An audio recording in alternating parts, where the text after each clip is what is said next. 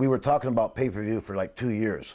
And then finally, when it started to come to a head to where it got closer, everybody was excited. I was excited for 2 years before it happened, because he would always talk about it with me, Paulie, that is, about, you know, the next step is the pay-per-view. It's going to be a big deal. We'll be bigger than WCW and WWF and all that. So when it finally came about, everybody was super excited.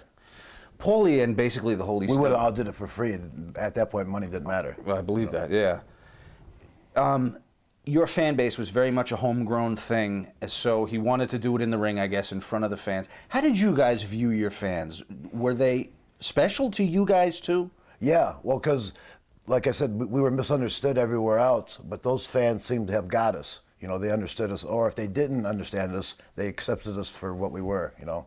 There wasn't too much acting when it came to the gimmicks in the ring with ECW. Like Shane Douglas was pretty much being himself. When Taz started talking, he became himself. He was no longer Fred Flintstone, you know. All right.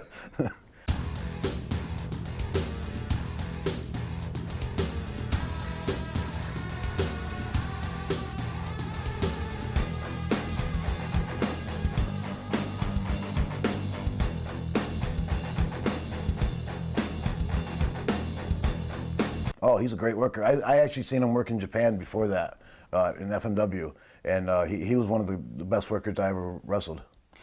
Personality-wise, did he fit in also in the locker room? No, not really, because he is kind of nerdy.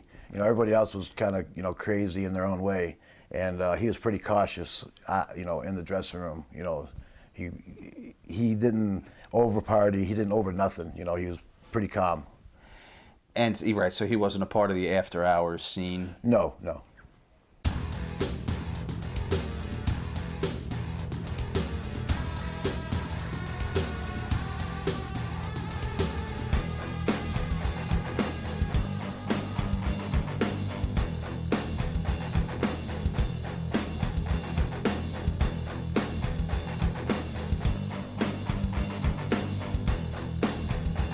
They're brothers from a different mother, but you know, that was kind of an inside joke, but it ended up being they were, you know, brothers, sort of, you know.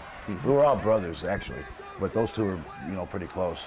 Around this time, Joel Gertner is added to the mix here. Talk about him for a sec. I didn't hang out with him too much, but he was an oddball. Like, I don't know, he fit in perfectly, actually. You know, he's such an oddball, he fit in perfectly. You know. Was he the quintessential stud muffin in real life, too? I don't think so. Maybe in his mind. Was he the subject of a lot of ribs for you guys? Yeah. Any come to mind? Well, one time they were supposed to be, they were supposed to douse him with a trash can full of liquid or something like that, and everybody pissed in it and peed in it, or pissed in it and and spit in it, and dumped their tobacco spit in it, and beer, and whiskey, and all kinds of gross stuff, and then they dumped it on him. So that was pretty funny. And he didn't know it was coming. He just thought it was just going to be water or something, or confetti, but it was all kinds of gross stuff. Funny for everyone but him. Yeah, because everybody knew about it but him.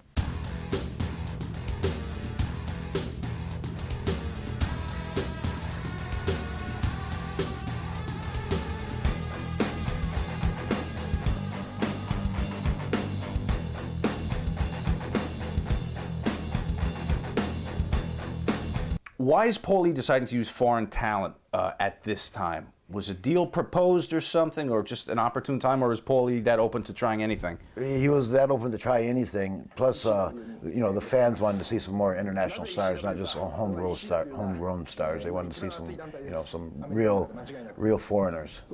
Did Paulie specifically pick the 6 guys that came over? No, he picked Great Sasuke, and then Great Sasuke picked the other guys. He left it up to him to pick out the best guys. Was the locker room accepting of these guys coming in? Oh yeah. We all knew especially Great Sasuke's work. We all knew their work. So yeah, everybody was like PJ. I think he just incredible. He wrestled Great Sasuke, and he was real nervous about it. And I was telling him, he goes, "Man, he's so good. I don't know if I can keep up." I said, "The better they are, the easier they are to work with. You know, the better the guys are, the easier they are to work with." And he worked with them and had a great match. But he was really very nervous before the match. Did they socialize with you? Did they go out after the shows with you too? They stuck with themselves. Oh. Like I went out with them a little bit because my wife's Japanese and they're Japanese, so we went out with them a couple of times for dinner. But mostly they just kind of stuck to themselves. Were they clean livers? Yeah, clean livers. No. Oh, clean Were they living? clean living Yeah, guys? Yeah. They're healthy. Well, which means did they have clean livers? yeah, they had clean livers.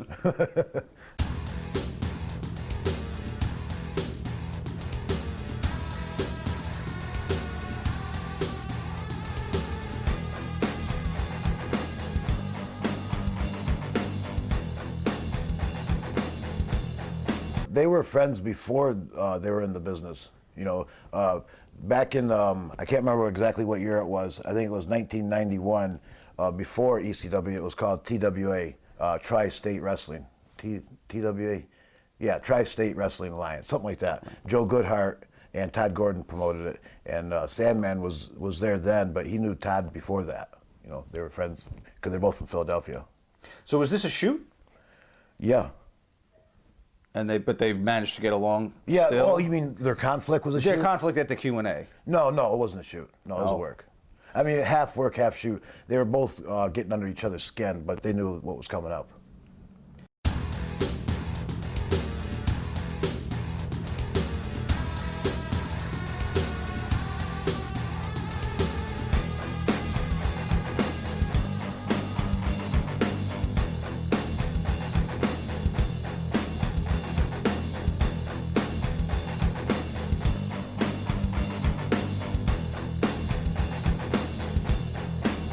My agreement with Paulie was I wasn't supposed to go on before intermission.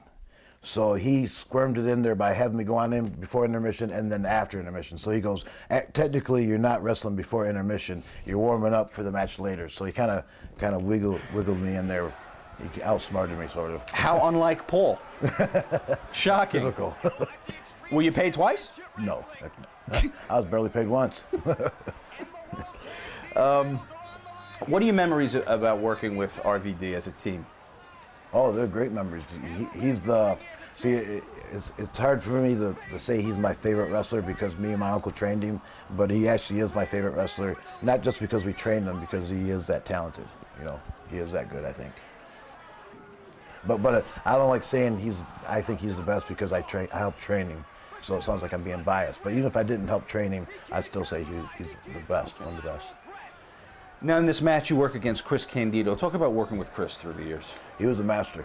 He was the best babyface and the best heel.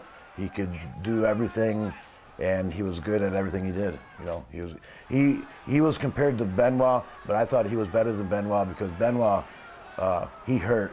Candido was just good. You know, actually he was a little too good. He was always a step ahead of me. I didn't like that too much.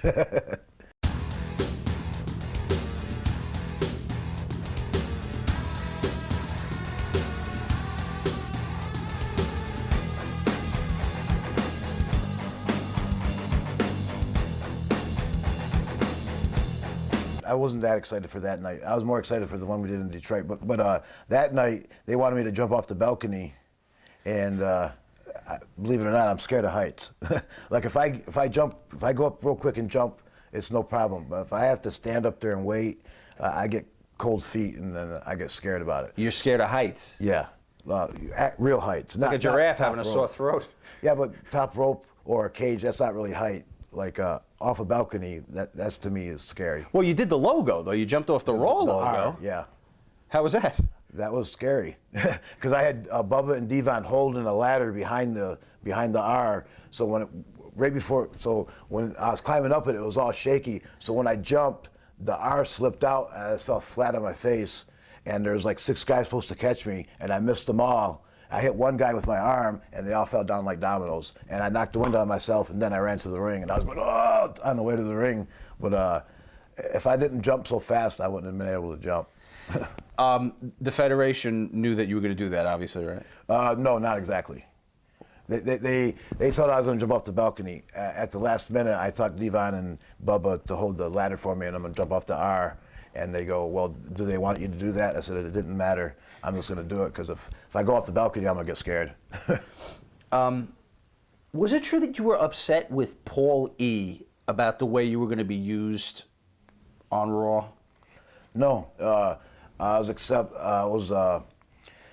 not happy because Vince wanted me to I don't know how to explain it. He just wanted me to be a regular guy. He didn't want me to be Sabu, you know. He just wanted me to be a wrestler and I'll just be typical. I didn't want to be typical. Was Vince giving you direction directly that night? He or? gave directions to Paulie. Paulie gave them to me.